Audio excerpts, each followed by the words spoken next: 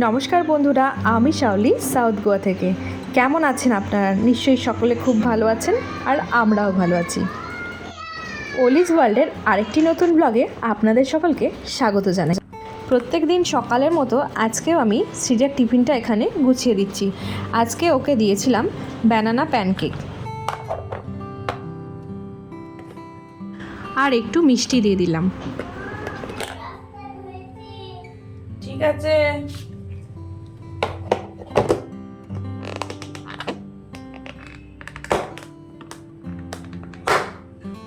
আজ সৃজার বাবা সৃজাকে স্কুলে দিয়ে ও ডিউটি চলে যাবে।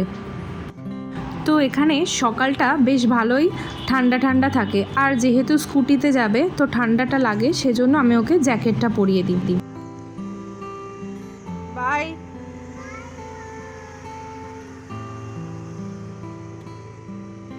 তো ওরা বেরিয়ে যাওয়ার পর আমি স্নান টান করে আগে পুজোটা সেরে নিই।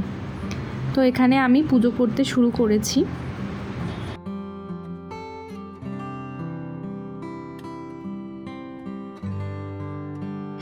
তো এখানে আমার পুজো হয়ে গেছে। এখানে আমি আগের দিন রাতেই যে ব্যাটারটা বানিয়ে রেখেছিলাম, তো সেই ব্যাটারটা রেডি করছি ধোসা বানাবো বলে। তো শুধু নুন দিয়েছি খালি ব্যাটারটাতে, আর এই ব্যাটারটাকে ভালো করে জল দিয়ে ফেটিয়ে নিতে হবে। আর বাকি যে ব্যাটারটা থাকবে সেটা এরকম এয়ারটাইট কৌটো করে ফ্রিজে রেখে দেবো। এটা 3 থেকে 4 দিন ব্যবহার করা যেতে পারে।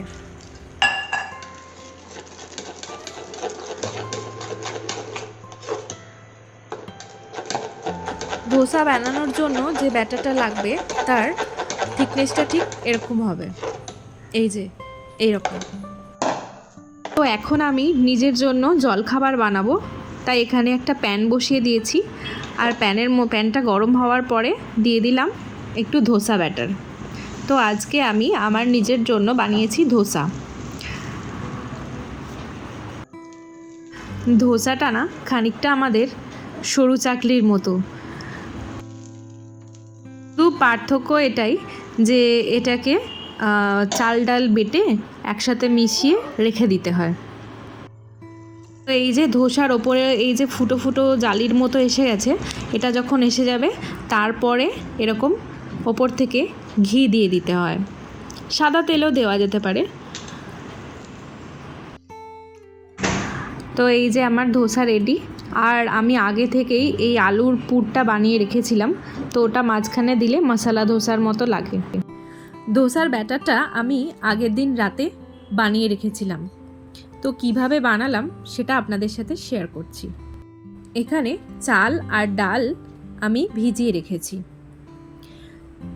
ঘরে আমরা যে চালের ভাত খাই মানে সেদ্ধ চাল, সেই চাল দিয়েই আমি কিন্তু ধোসাটা বানিয়েছি। এই কাপের 4 কাপ চাল নিয়েছি, আর 1 কাপ নিয়েছি বিউলির ডাল। তবে চাল আর ডাল দুটো আলাদাভাবে ভেজাতে হবে। এখানে ওই চাল ভেজানোর সাথে একটু মেথিও ভিজিয়ে রাখা যেতে পারে। আমার কাছে মেথিটা ছিল না, তাই আমি ভেজাতে পারিনি। মেথিটা দিলে ধোসার ব্যাটারটা আরও টেস্ট হয়, মানে ধোসার আরও টেস্ট হয়। তো এই চাল আর ডালটাকে আমি আলাদা আলাদাভাবে মিক্সিতে পেস্ট করব। আমার কাছে যেহেতু গ্রাইন্ডার নেই, তাই আমি মিক্সিতেই পেস্ট করে নিচ্ছি। মিক্সিতে পেস্ট করলে কিন্তু একটু স্মুথ পেস্ট বানাতে হবে। এই যে আমি যেমন চালটা বেটে নিয়েছি আগে, এরকমভাবে বানাতে হবে। আর আমি যে মেজারমেন্ট কাপটা নিয়েছি সেই কাপেরই আধা কাপের থেকে একটু বেশি জল আমি নিয়েছি। সেইটুকু জল দিয়েই কিন্তু পেস্টটা বানাতে হবে। বেশি জল হয়ে গেলে ব্যাটারটা ভালো হবে না। এখানে আমার চাল ডাল দুটো বাটা হয়ে গেছে, এবার আমি একসাথে মিশিয়ে দিচ্ছি। তো এই যে পুরো চালটাই আমি পেস্ট করে এখানে দিয়ে দিয়েছি। এবার এটাকে ভালো করে মিক্সড করে নেব। আমি এটা এখানে 12 ঘন্টা রাখবো। আর এটা ওয়েদারের উপর ডিপেন্ড করে, এটা যে কতটা ফ্লাপি হবে, মানে ফুলবে কতটা, এটা সম্পূর্ণ ওয়েদারের উপর ডিপেন্ড করবে। যেমন চেন্নাই যখন থাকতাম, তখন যখন বানাতাম তখন মোটামুটি 6 থেকে 8 আওয়ার্সের মধ্যে হয়ে যেত। আর এখানে ওয়েদারটা এখন তো বর্ষার মরশুম, তো এটা টাইম লাগবে। আর এর সাথে আর কিছুই দেবো না, এই যে কীরকম পেস্টটা হলো আমার এরকম।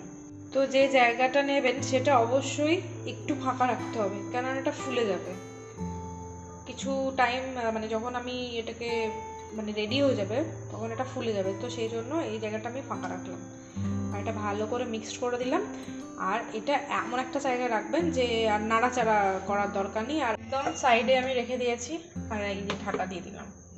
পরদিন সকালে ঠিক এরকমভাবে ফুলে উঠবে। আর এখানে সৃজাও স্কুল থেকে চলে এসেছে, আর ওদের স্কুলে আগে একটা কম্পিটিশান হয়েছিল, সেটার জন্য সেই গিফটগুলো এখন আজকে দিয়েছে, তো সেটাই দেখাচ্ছেও আমাকে। দেখাও, এই দেখো, বাহ, এই দেখো, এটা একটা পেন্সিল বক্স। আমি দেখাচ্ছি কি আছে।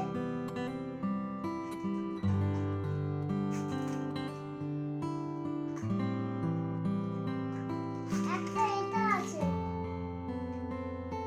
পেন্সিল স্কেল, রাবার, সামনা।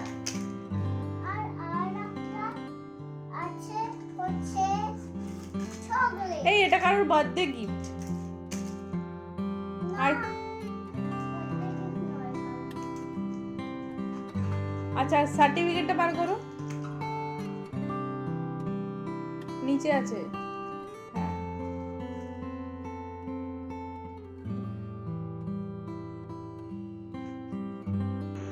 এখন বিকালবেলা আমি আর সৃজা সেজেগুজে রেডি হয়ে গেছি গণেশ পুজোর নেমন্তন্ন যাব বলে।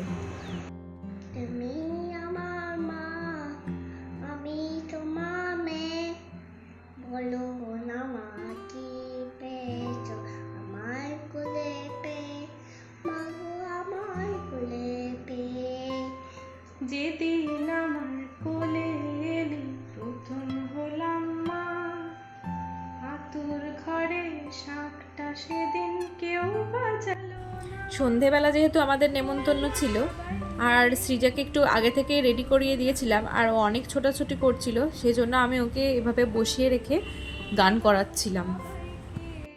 তো আমরা এখন চলে এসেছি বান্ধবীর বাড়ি, বেশি দূর না, আমার নিচের ফ্লোরেই ও কিন্তু থাকে।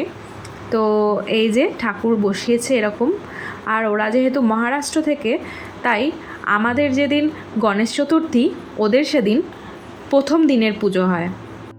মহারাষ্ট্রের মানুষরা 9-10 দিন ধরে এই গণেশকে বাড়িতে রেখে পুজো করেন।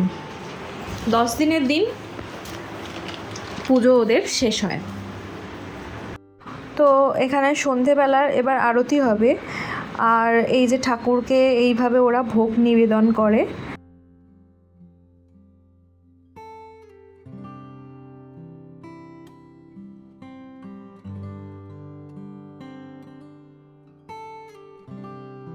তো এরা এরকম বাড়িতে নিজেরাই পুজো করে।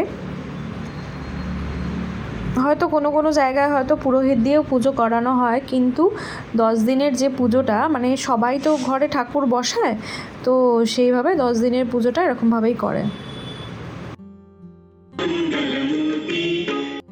এখানে সৃজা আর ওর বন্ধু অনয়, ওরা দুজন আরতি করছে।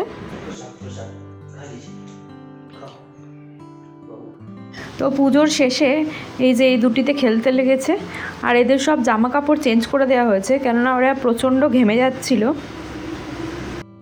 আর আমি আর সৃজা রাতের খাবারটা ওখান থেকেই খেয়ে ফিরেছিলাম।